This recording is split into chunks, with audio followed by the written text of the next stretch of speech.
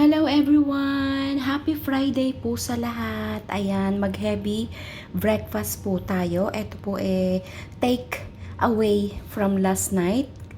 Ayan, napakagaling po ng nagluto nito.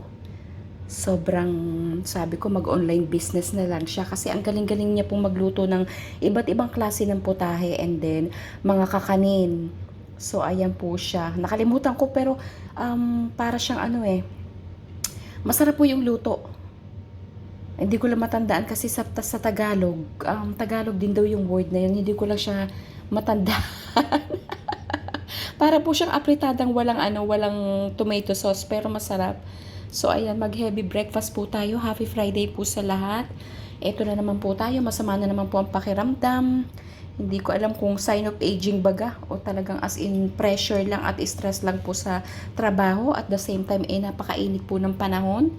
Kailangan na po magpa-check up kasi 1 month na po itong aking nararamdaman na ito. So, ayan guys, just sharing you my breakfast for today from the park.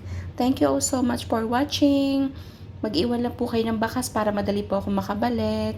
God bless po sa lahat. Thank you all so much.